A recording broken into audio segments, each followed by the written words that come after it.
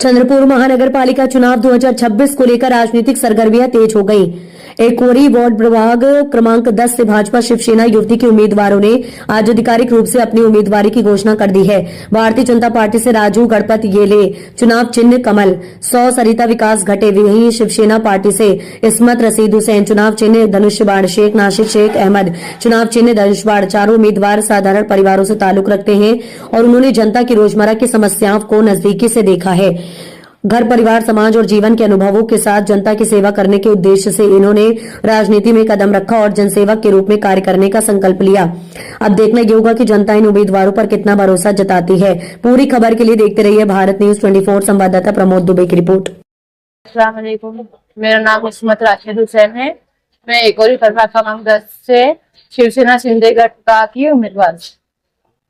आप चुनाव में खड़े हैं, महानगर पालिका चुनाव चल रहा है, कौन कौन से विकास के मुद्दे को लेकर आप चुनाव में खड़े?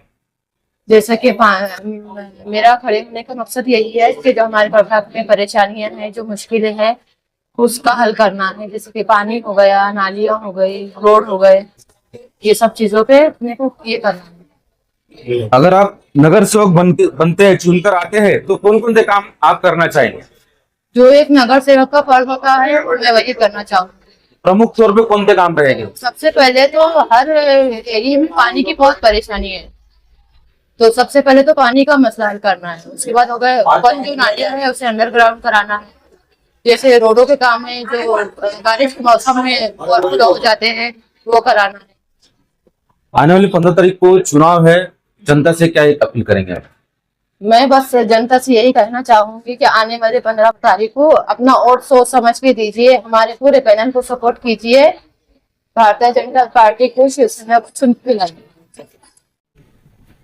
सगळ्यांना नमस्कार, जय महाराष्ट्र।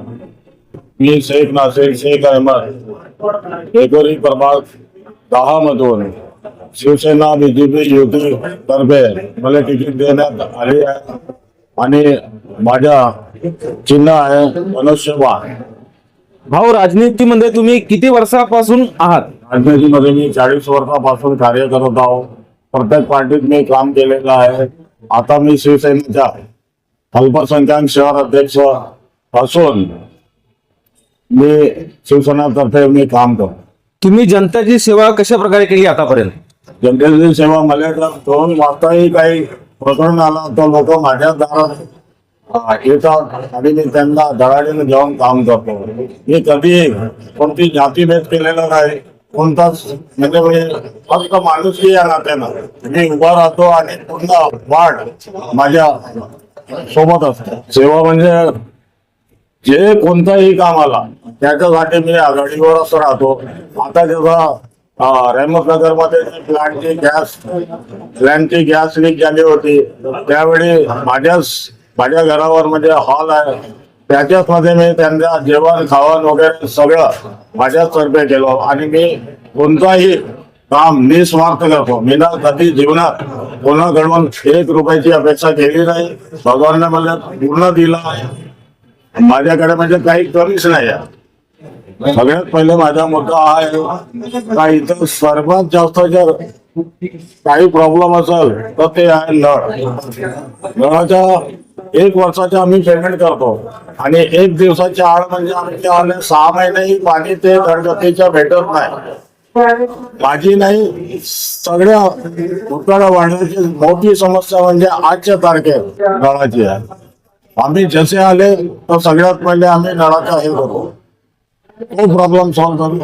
नंतर रस्ते नाली हे सगळे तो होतच राहते, त्याच्यावर तेव्हा आता आमच्याकडे इकडे झोपडपट्टी गरीब सलम एरिया असल्यामुळे आम्हाला म्हणजे हॉस्पिटलमध्ये जावं लागतंय। ते गरीब माणूस जाऊ शकत नाही। 10 घाटाच्या हॉस्पिटलची आम्ही बंदोबस्त करतो। शिक्षणावर आम्ही जादा जोर देऊ, बालवाड्या वगैरेकडे आम्ही जास्त जोर देऊ। आम्ही सगळ्यात पहिले म्हणजे आम्ही स्वच्छतेवर ध्यान देणार आहे।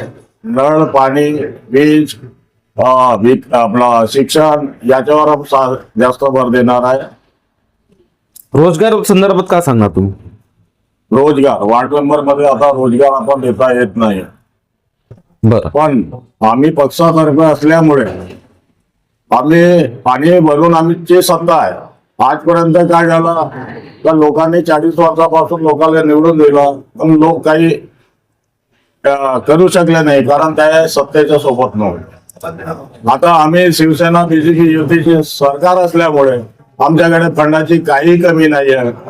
आम्ही जे बेरोजगार लोक आहेत त्यांना आपण कोणत्याही कंपनीमध्ये लावण्याची आम्ही शिवसैनिक असल्यामुळे आमच्यामध्ये क्षमता आहे.